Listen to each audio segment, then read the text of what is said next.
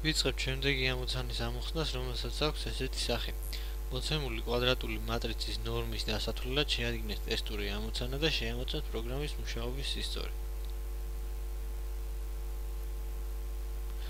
მატრიცის F ნორმა ითვლება ესეთი გამოსახულებით, რაც ნიშნავს იმას, რომ ეს F ნორმა, მატრიცის F ნორმა წარმოადგენს მატრიცის დიაგონალის კომპონენტების კვადრატების ჯამიდან კვადრატულ ფესს. საილუსტრაციოდ მოყვანილი გვაქვს ორი მატრიცი A და B, ერთი სამგანზომილებიანი, მეორე ოთხგანზომილებიანი და თითოეული მათგანისთვის დათვლილი არის ეს F ნორმა. როგორც ხედავთ, პირველი შემთხვევაში, ანუ ამ მატრიცის შემთხვევაში ეს არის ფეს ვიცხრიდან 2-ის კვადრატს პლუს 2-ის კვადრატი პლუს მინუს 1-ის კვადრატიდან ფესვი. ეს არის ფეს ვიცხრიდან უდრის 3-ს. მეორე მატრიცის შემთხვევაში ეს არის 2-ის კვადრატს პლუს 2-ის კვადრატი პლუს 2-ის კვადრატი პლუს 9-ის კვადრატი. აქედან ფესვი ეს არის ფესვი 93-დან, რომლის მიახლოებით მნიშვნელობაც არის ეს რიცხვი. მოდი გადავიდეთ კოდის წერაზე. ავხსნათ ახალი ფაილი. შევინახოთ ჩვენთვის განკუთვნილი პრობლემა ორ ფოლდერში და დავარქვათ ესეთ სახელი.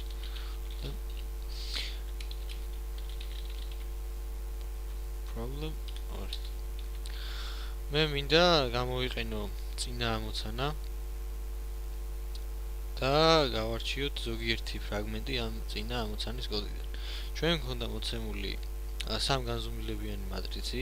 შესაბამისად, ჩვენ პროგრამაში შემოვიღეთ კონსტანტა n, რომელიც აღნიშნავდა მატრიცის განზომილებას და ეს იყო 3 სტოლი.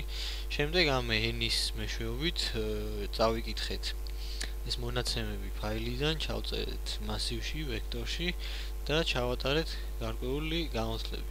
მაგრამ ეს ყველაფერი მოახერხეთ ერთი ვექტორისთვის და ერთი მატრიცისთვის. თუ დავუშვეთ, ჩვენ მოგვინდებოდა რაიმე სხვა განზომილებიანი ვექტორის ან მატრიცისთვის იგივე გამოთვლების ჩატარება, მოგვიწევდა ამ კონსტანტის გარდა კიდევ ახალი კონსტანტის დამატება, რომლითაც შესაბამისად იმ ახალი მატრიცისა და ვექტორის განზომილებას აღნიშნავთ და მოგვიწევდა ამ ფუნქციების ახლიდან წერა ან გადაკეთება, რაც დამეთანხმებით შრომატევადია. მე გთავაზობთ ესეთ რაღაცას, ანალოგიური პრობლემა რომ არ შეგვექმნას აქ, ვინაიდან ჩვენ მოგვიწევს ორი მატრიცის ნორმების ერთდროულად დათვლა პროგრამაში. გავაკეთოთ მთავარი კლასი მატრიცისთვის, რომლის მეშვეობითაც თითოეულ მატრიცს წარმოვადგენთ როგორც ამ კლასის ეგზემპლარს. მოდი ახლა შემოვიდანოთ საჭირო ბიბლიოთეკები და უფრო დაწვრილებით ვისაუბროთ უკვე კოდის წერის დროს, როცა კონკრეტულ პრობლემებს გადავწყვიტებთ.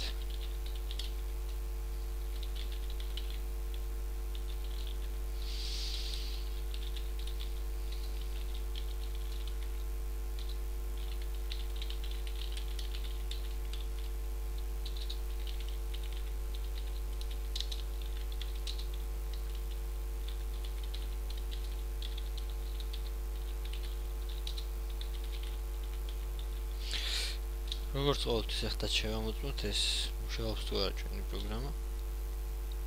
როგორც ხედავთ, სინტაქსური შესაბამები არ გვაქვს, შეგვიძლია მშვიდად გავაგრძელოთ მუშაობა. მოდი შემოვიღოთ კლასი მატრიცისთვის და დავარქვათ მას ესეთ სახელი.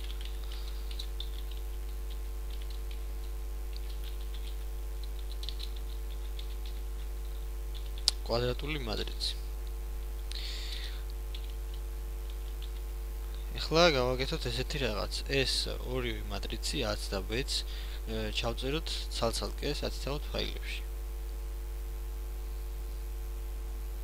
პირველი მატრიცისთვის გავაკეთოთ data1.txt ფაილი.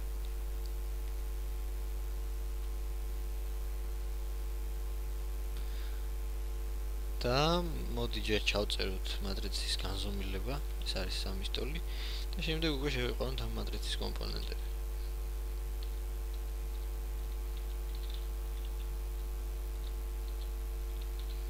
ანალოგიურად მოვიქცეთ მეორე მატრიცისთვისაც. გავაკეთოთ მეორე ფაილი data.txt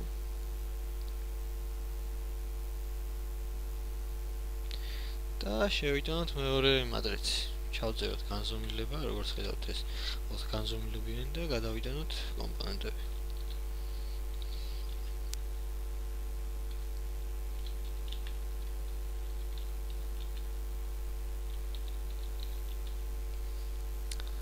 ეს მონაცემებით გვაქვს შენახული. ერთ-ერთი მათგანი ისე გავხსნათ. ეხლა რა უნდა გავაკეთოთ ჩვენ? როგორღაც ამ კლასს უნდა მივუთითოთ იმ ფაილის სახელი, სადაც ეს ჩვენი მატრიცია შენახული. ამ კლასმა რა უნდა გააკეთოს? ამ კლასმა რაღაც კონტეინერში, მასივში, ან რაიმე მეხსიერებაში უნდა წამოიღოს ეს ელემენტები სათითაოდ და უნდა შეინახოს. ასევე უნდა წაიკითხოს ეს ინფორმაციაც ამ მატრიცის შესახებ, განზომილების შესახებ და გამოიყენოს უკვე შემდეგ პროგრამაში. მე გთავაზობთ ამ პრობლემის გადაწყვეტას ვექტორის საშუალებით, რომელიც არის დინამიური ტიპის მონაცემთა სტრუქტურა, რომლის ზომაც შეგვიძლია ვცვალოთ პროგრამის მსვლელობის დროს. ამისთვის შენ დაგჭირდება ბიბლიოთეკა.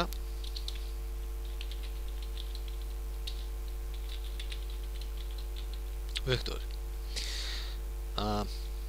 მოდი დავიწყოთ კლასის წერა. და ალბათ პირველი აუცილებელი პარამეტრი ველი ან თვისება, როგორც გენებოთ ისე დაარქვით, უნდა იყოს განზომილება ამ ჩვენი მატრიცის. საღვნიშნოთ ესეთი ცვლადით.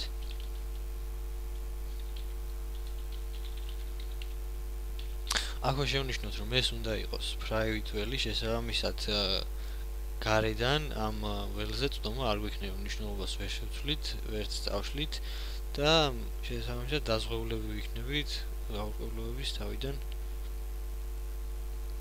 ან გაურკვევლობის ავიცილებ თავიდან. ასევე მოდი შემოვიღოთ ავწეროთ უბრალოდ ამ კლასის როგორც კონსტრუქტორი, ისე დესტრუქტორი. C++-ის კურსიდან ალბათ გახსოვთ ეს როგორც კეთდება.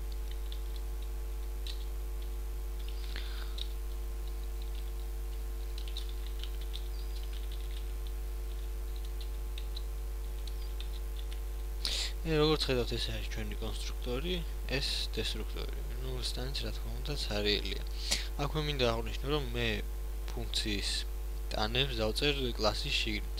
ანუ შეგვიძლია კლასში ავწეროთ, გამოვაცხადოთ, ანუ განაცხადი გავაკეთოთ პროტოტიპზე რაღაც ფუნქციის და შემდეგ ეს ამ ფუნქციის ტანი მოვაქციოთ გარეთ. თუმცა ამ შემთხვევაში მე მირჩევნია ერთად ვწერო და თქვენ როგორც გენებოთ, ისე გააკეთეთ. ანუ ეს გემოვნებაზეა დამოკიდებული. და პროგრამის გამოცვლებზე არანაირ გავლენას არ მოახდენს. მთავარია ეს ფუნქციები, რასაც გარეთ დაწერთ, იყოს ამ კლასის ფუნქციები. ეხლა რა უნდა ვქნათ? ჩვენ ამ კონსტრუქტორს პარამეტრად უნდა გადავწეთ ესეთი რაღაც.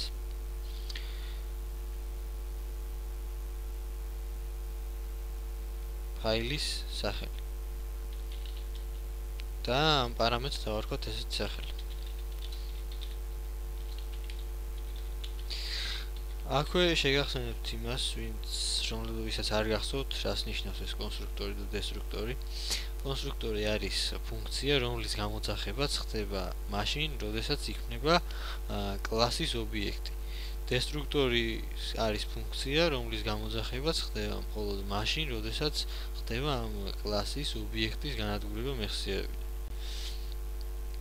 ეხლა ჩვენ რა უნდა გავაკეთოთ? ეს ფაილი გადავაცით ამ ჩვენს კონსტრუქტორს და ეხლა ამ ფაილიდან უნდა წავიკითხოთ მატრიცის განზომილება, რომელიც არის პირველ ხაზზე. ეს გავაკეთოთ ესეთი სახით.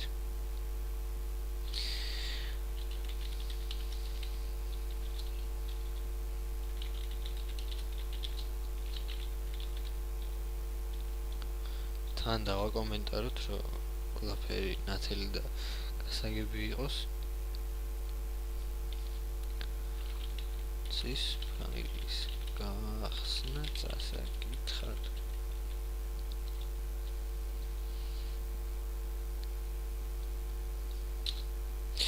ეხლა ეს რადგან ფაილი უკვე მზად არის წასაკითხად და როგორც ხედავთ პირველ ხაზზე გვაქვს განზომილება, ეს განზომილება წავიკითხოთ.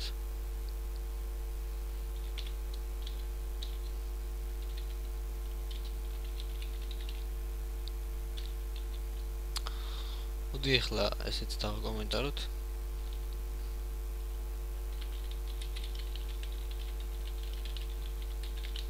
და გავუშვათ ჩვენი პროგრამა, ვნახოთ სადმე ხომ არ გვაქვს შესწავლა. როგორც ხედავთ, პროგრამამ გაიშვა, სინტაქსური შესწავლები არის, ესე იგი შეგვიძლია გავაგრძელოთ მუშაობა. მოდი ესეთი რაღაც გავაკეთოთ ეხლა. ეს რადგან უკვე წაკითხულია და ჩაწერილია ამ განზომილებაში, შემოვიღოთ ერთი ესეთი ფუნქცია კლასისთვის, რომელიც იქნება int ტიპის და დავარქვათ get matrix dimension. რომელიც უბრალოდ დაგვიბრუნებს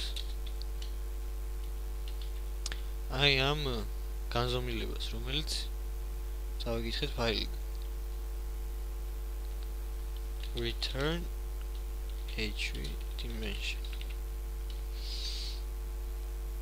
რომ შევამოწმოთ ამ ჩვენი კლასის ფუნქციების კორექტულობა, ფუნქციების რა ერთი ფუნქციის და კონსტრუქტორის შემოვიღოთ ობიექტები ამავე კლასის square matrix. პირველ მატრიცს დავარქვათ A3, მოდი მეორე ფაილიც გავხსნათ, სადაც ინფორმაცია გვაქვს შენახული. ეს პირველი ფაილი. ვინაიდან ანუ სახელი დავარქვათ A3, იმიტომ რომ პირველი არის 3 და შესაბამისად ეს აღნიშნავდეს განზომილებას, ეს A3. და ჩავწეროთ ესეთი რაღაც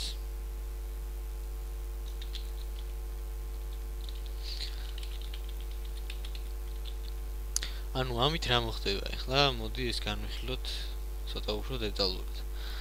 ჩვენ ამ სტრიქონით ვქმნით ამ square matrix კლასის ტიპის ობიექტს ამ A3-ს, რომლის კონსტრუქტორსაც, ანუ ამ ფუნქციას გადავცემთ ჩვენი ფაილის სახელს, სადაც მოთავსებული არის ეს ჩვენი მატრიცი. და რომელიც შეიცავს რაღაც ინფორმაციას ამ მატრიცის შესახებ, თვითონ განზომილებას და შემდეგ უკვე მის კომპონენტებს.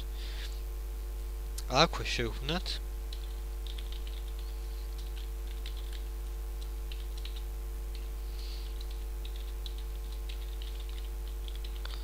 მეორე ობიექტი ამავე კლასის, square matrix კლასის და მას კონსტრუქტორს გადავცეთ პარამეტრად მეორე ფაილის სახელი, სადაც მოთავსებული არის ეს ჩვენი 4 განზომილებიანი მატრიცი თავისი კომპონენტებით.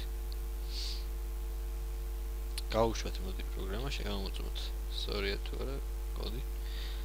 კოდი შემივიდოთ მუშაობს, სინტაქსური შესწავლები არ გვაქვს. ეხლა მოდი გამოვიტანოთ თითოეული მათგანისთვის ეს განზომილება.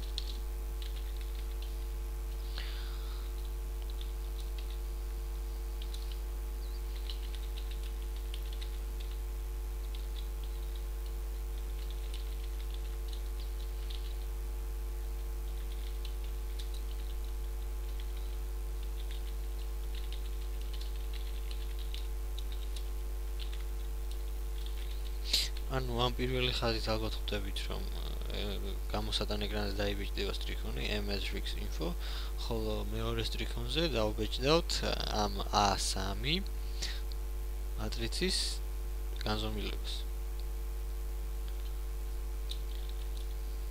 ავწეროთ ესეთი რაღაც dimension address. მოდი რადგან ჩვენ ორი მატრიცი გვაქვს, გამოსატან ეკრანზე უფრო ლამაზად რო გამოჩნდეს, გავყოთ ესეთი რაღაცით. ანუ უდრისები დავწეროთ ბევრი. და ახლა გამოვიტანოთ იგივე სტრიქონები ამ მეორე მატრიცისთვის. matrix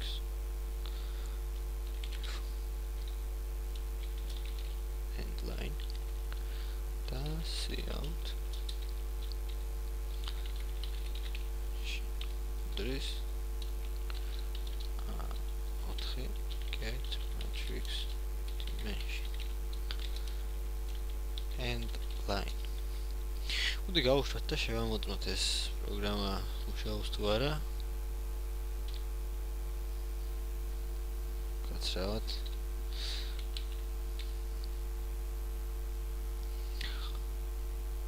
როგორც ხედავთ, მუშაობს. ნახოთ აბა. მატრიცი, რომელიც შეესაბამება პირველს, ანუ ეს A3 და A4 მეორე შესაბამისი. როგორც ხედავთ, განზომილებები დავითვალა სწორად. უბრალოდ გასალამაზებლად ამ გამოსატანი ეკრანის ესეთი რაღაც გავაკეთეთ. აქ ჩავუმატოთ ერთი დამატებითი ხაზი და აქაც გავუშვათ.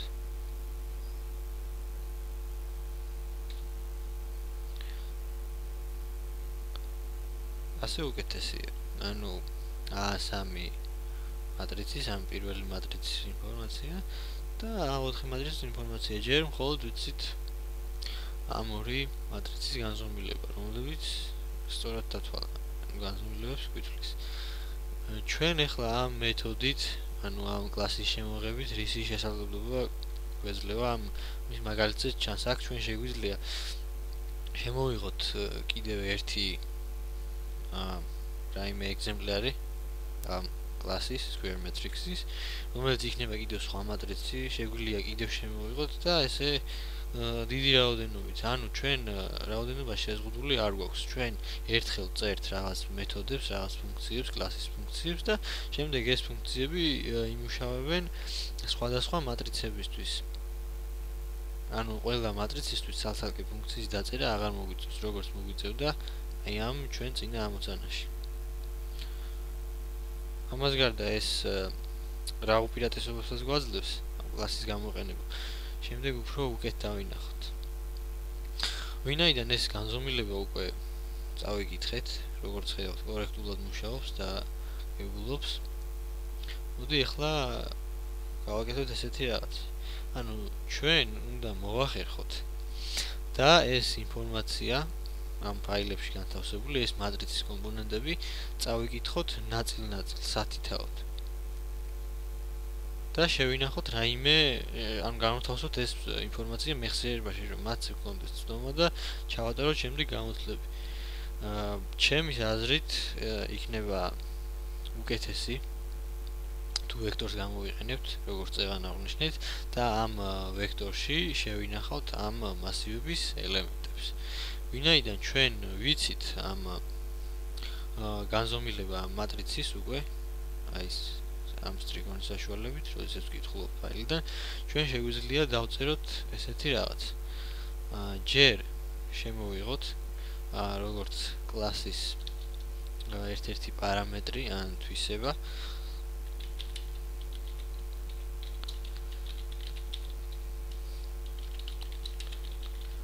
ცოტა უცნაურმა სინტაქსმა არ დაგაბნიოთ, ეს არის ვექტორი კლასის სახელით, თვითონ ეს განსაზღვრავს მის ტიპს, ხოლო ეს არის ჩვენს მიერ შერჩეული სახელი, რომელიც შეგვიძლია ნებისმიერად ავიღოთ.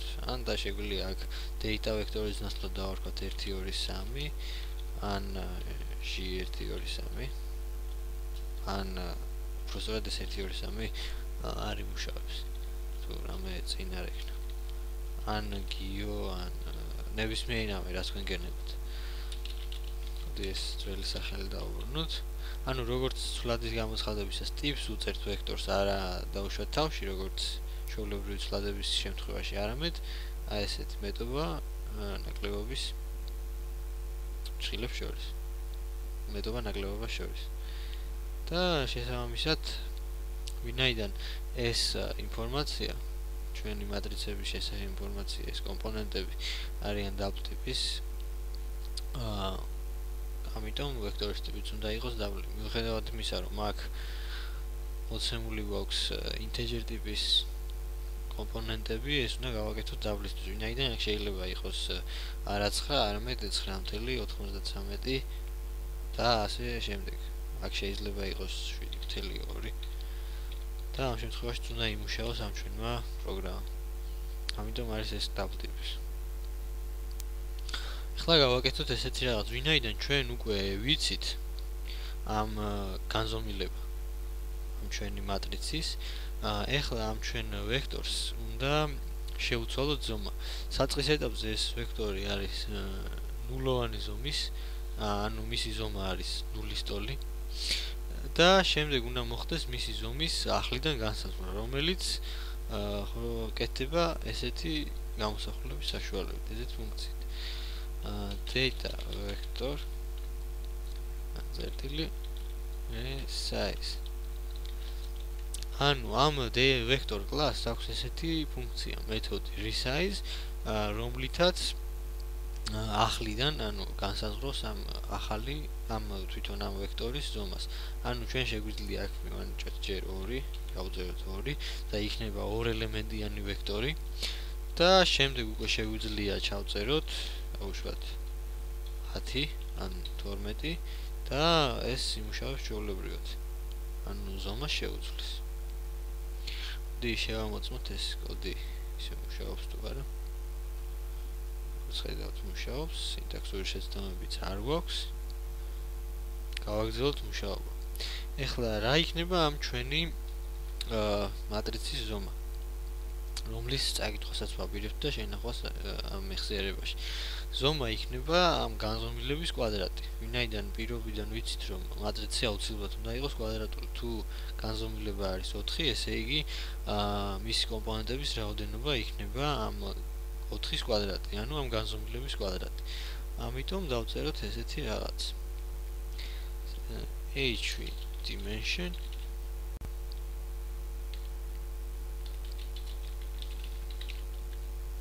ეს HV dimension არის განზომილება, რომელიც უკვე წავიკითხეთ აქედან. ესე იგი ჩვენ ამ ვექტორს გამოეყო ამ განზომილების კვადრატის რაოდენობის შესაბამისი სივრცე მეხსიერებაში. ეხლა რას ვაკეთებთ? ვინაიდან უკვე ეს განსაზღვრეთ ზომა ამ ჩვენი ვექტორის. ეხლა უკვე დროა ფაილიდან წავიკითხოთ სათითაოდეს ელემენტები ამ ჩვენ ვექტორში და დაგვჭირდება აქ უბრალოდ ელემენტარული ციკლი. ვთქვი ამასაც დავუწეროთ კომენტარი. მატრიცის განზომილების მიხედვით ვექტორის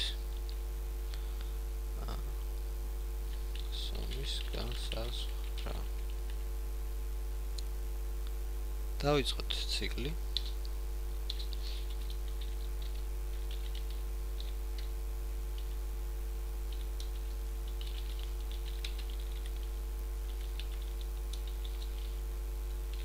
აქვე უნდა აღინიშნოს, რომ ვექტორშიც ისევე როგორც მასივის ელემენტებზეც ცდომა იწყება 0-დან, ანუ პირველი ელემენტის ინდექსი არის 0, შემდეგ ის 1 და ასე შემდეგ n-1-მდე. ანუ თუ n ელემენტი გვაქვს, იქნება ბოლო ელემენტის ინდექსი იქნება n-1, ისევე როგორც მასივებზე. აქვე მინდა შევნიშნოთ ეს მეთოდიც, ეს ფუნქცია, რომელიც ამ ვექტორ კლასს გააჩნია. ეს არის ფუნქცია, რომლის მიხედვითაც ვგებულობ ზომას. ანუ თუ რამდენი ელემენტისთვის არის ეს ვექტორი განსაზღვრული. რაოდენობას.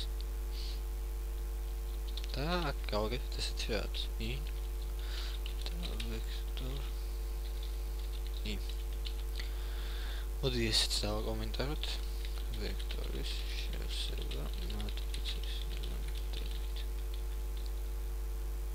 და გავაგრძელოთ მუშაობა. ანუ აქ ჩვენ განსაზღვრეთ ამ ჩვენი ვექტორის, ამ მონაცემების კონტეინერის ზომა და აქედან უკვე ეს მატრიცის კომპონენტები წამოვიღეთ და შევინახეთ მის ელემენტებში. ეხლა მოდი ამის შესამოწმებლად, ამის კორექტულობის შესამოწმებლად დავწეროთ კიდევ ერთი ფუნქცია, რომელსაც დავარქმევთ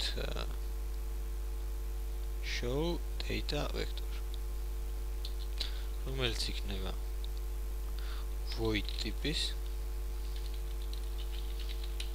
და რომელიც უბრალოდ დაგვიბეჭდავთ ამ ვექტორის შიგნით არსებულ ელემენტებს.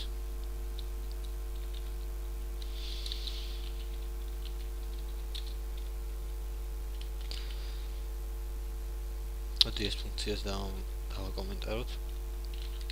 მატრიცის განზომილების მიღება.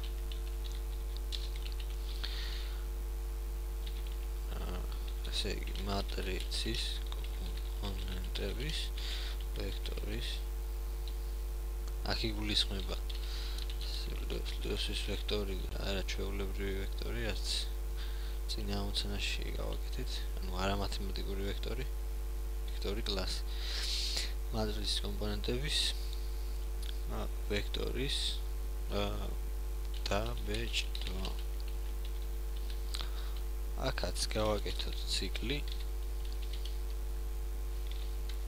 0-დან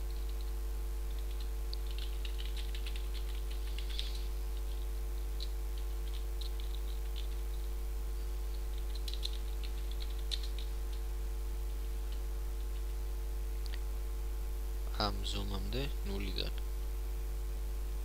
როგორც აი შევსებისას, ისე გამოტანისას. და დავბეჭდოთ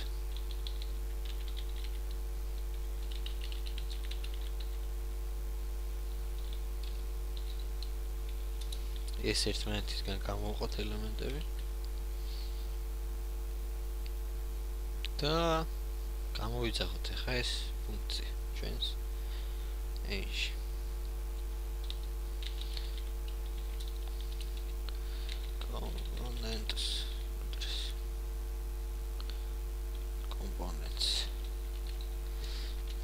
კომპონენტები ამ A3-ის show data vector. და გავაკეთოთ იგივე ამ ჩვენი მეორე A4 ობიექტისთვის, რომელიც თავად მატრიცას წარმოადგენს. კომპონენტს A4 get matrix get data გაცრავად შემიშალა show data vector.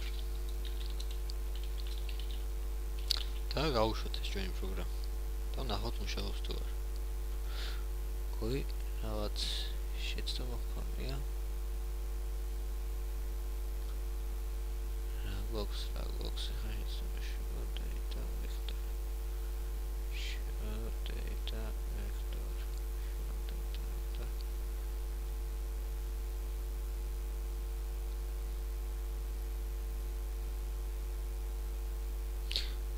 გაცრავად ეს არის void ტიპის და ამის ესეთი სახით დაბეჭდას ჩვენ ვერ მოახერხებთ, ამიტომ ეს უნდა წავშალოთ აქედან და გადავიტანოთ შემდეგ ხაზზე, ანუ ეს ფუნქცია უბრალოდ უნდა გამოვიძახოთ. ანუ void ტიპის არის და დაბეჭდისას მაგიტომაც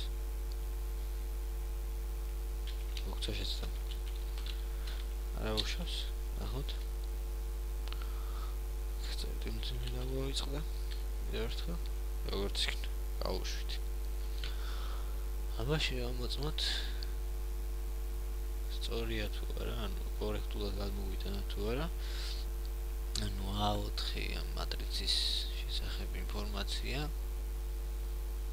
არის ესეთი სახის და ნახოთ ახლა 2 1 0 5 1 2 1 3 0 1 2 7 6 5 7 9. როგორც ხედავთ, სწორად გადმოვიტანა. რა თქმა უნდა, პირველისთვისაც, ანუ პირველი მატრიცისთვისაც სწორად გადმოვიტანა, მაგრამ ეგეთ შევამოწმოთ, რომ არაფერი გამოგჩეს და შემდეგ პრობლემები არ შეგვექმნას. და ვნახოთ 2 1 9 1 2 -12 4 1 -1. მოდი ეს ჩვენი გამოსატანი ეკრანი ცოტა კიდევ შევალამაზოთ. და აქ დავიწყოთ sealed headline და კიდევ ერთი handle ჩავმატოთ line. ხა გავუშვათ. როგორც ხედავთ, მშვენივრად მუშაობს ეს ინფორმაცია წაკითხულია ვექტორში. ამ ჩვენს მონაცემთა სტრუქტურაში. ეხლა მოდი შევხედოთ ისე ამ ფაილებს. რა გვაკლია, ანუ რა გვჭირდება ჩვენ. როგორც წინა ამოცანაში ვნახეთ, ჩვენ მატრიცის გადმოსატანად შემოვიღეთ ორ განზომილებიანი მასივი, რომელზეც წვდომას ვახორციელებდით ორი ციკლის მეშვეობით. ანუ აქ თუ ნახავთ, გვქონდა გარე ციკლი და შემდეგ უკვე შიდა ციკლი. და მივყვებოდით, ჯერ გვქონდა პირველი სტრიქონის პირველ ელემენტებზე, შემდეგ მეორის ელემენტებზე, შემდეგ მესამის ელემენტებზე. აქ უნდა აღნიშნოთ, რომ ეს გვაქვს ვექტორში შენახული, ვექტორი არის ერთგანზომილებიანი. აი ახლა რა ვქნათ, ჩვენ დავუშვათ თუ გვინდა ამოვირჩიოთ მეორე სტრიქონის, ანუ AM სტრიქონის პირველი უბრალოდ მეორე ელემენტი, მეორე სტრიქონის მეორე ელემენტი. როგორ უნდა მოვიქცე? როგორ უნდა ამოვიღო ამ ვექტორიდან ეს ინფორმაცია? დამეთანხმებით, რომ პირდაპირ ესე ამ ვექტორის ინდექსების ცნობა ამ ინფორმაციაზე საკმაოდ მოუხერხებელია. ვინაიდან კლას square matrix უნდა შემეძლოს ისიც, რომ მატრიცის რაღაც u სტრიქონზე კაურ სვეტის ელემენტს მიუწვდე და ამოვიღო ეს ინფორმაცია. მოდი ამისთვის შემოვიღოთ ესეთი ფუნქცია, რომელსაც დავარქმევთ get elements და ის იქნება double ტიპის, ვინაიდან ის დაგვიბრუნებს რომელიმე კომპონენტს. და რადგან ვექტორი არის double ტიპის და double ტიპის მნიშვნელობებთან მუშაობს, შესაბამისად ეს get element ფუნქციაც იქნება double ტიპის. ამ ფუნქციისთვის დაგვჭირდება ორი პარამეტრი. პირველი იქნება int m და int n.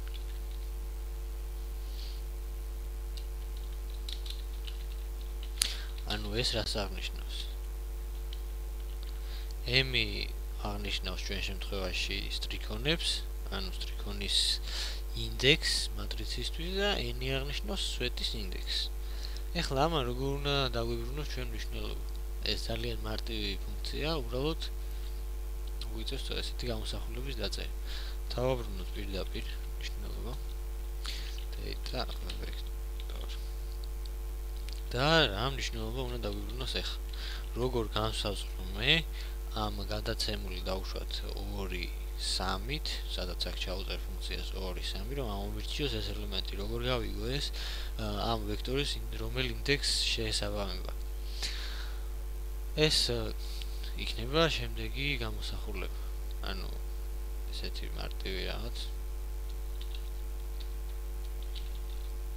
m-1 გავამრავლოთ ამ განზომილებაზე. ვიმატოთ n. და ამ ყველაფერს საბოლოოდ გამოვაკლოთ 1. ახლა მოდი ეს დეტალურად გავიაზროთ, როდის რა მოხდება. დავუშვათ, ჩვენ გვინდა ამოვირჩიოთ ამ მატრიცში 2-3 ელემენტი, რაც ნიშნავს, რომ ეს არის მეორე სტრიქონზე მესამე ელემენტი შვედების მიხედვით. ეს იქნება ამ ფუნქციაში ჩაუწერთ 2-3-ს.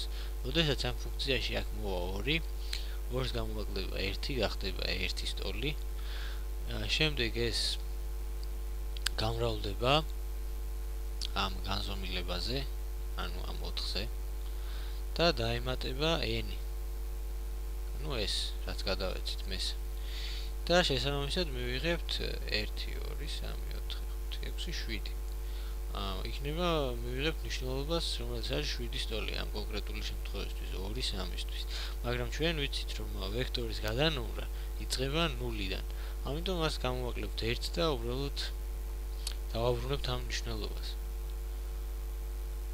მოდი შევამოწმოთ ახლა ესეც, რომ მუშაობს. და დავწეროთ. ჯერ მოდი ამ პირველი მატრიცისთვის გავაკეთოთ, რომ დავარწმუნდეთ ამის კორექტულობაში. ესეთი რაღაც გამოვიტანოთ cout. 3. დავუშვათ, გვინდა მივიღოთ მეორე სტრიქონის მესამე ელემენტი, ანუ 2-3.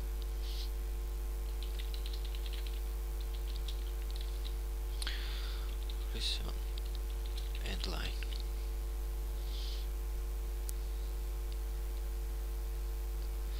ეს არის ანუ 2-3 ელემენტი არის ეს -12 და თუ ეს ფუნქცია სწორად დავწერეთ, ესეთ უნდა იმუშაოს. როგორც ხედავთ, აქ -12 დაგვიბეჭდათ და მაგრამ ამას არის მიბმული, ამიტომ ერთი end line-ი ჩავუმატოთ წინ. და გავუშვათ. როგორც ხედავთ, აქ გადავეცით პარამეტრად 2 3, რაც ნიშნავს მეორე სტრიქონის მესამე სვეტზე არსებულ კომპონენტს და ეს არის -12. ეხლა მოდი კიდევ ვიექსპერიმენტოთ და ჩავუწეროთ 3 3 და გავუშვათ ისე პროგრამა. დავიბრუნა ამან მნიშვნელობა -1.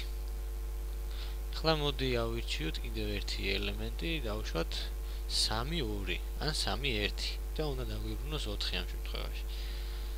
დავხუროთ 3 1 და გავუშვათ.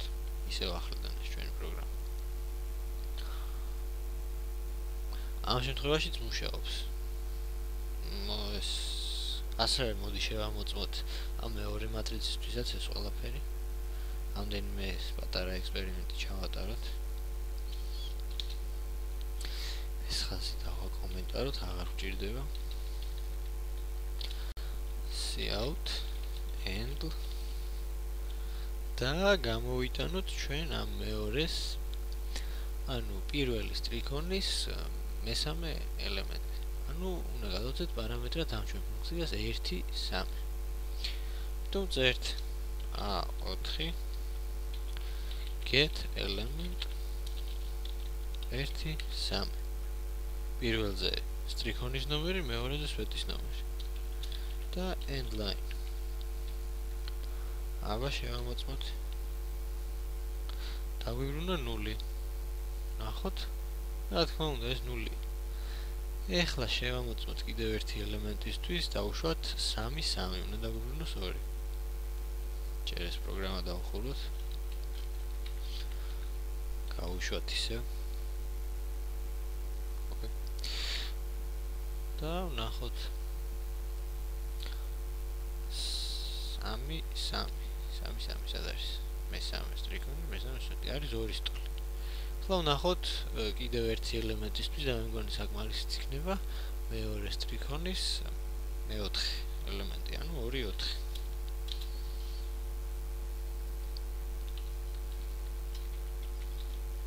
გავუშვათ ისე. შევხედოთ. მეორე სტრიქონის მე-4 ელემენტი, მეორე სტრიქონზე მე-4 2 4 არის 3. დაგვიბეჭდა ეს 3 მნიშვნელობა. ესე იგი, ეს ჩვენი ფუნქციაც კორექტულად მუშაობს. პრინციპში ამჟამად ეს ფუნქციები უკვე საკმარისია იმისთვის, რომ ჩვენი ამოცანის ამოხსნა დავიწყოთ. თუმცა ამას გავაგრძელებთ შემდეგ გაკვეთილში.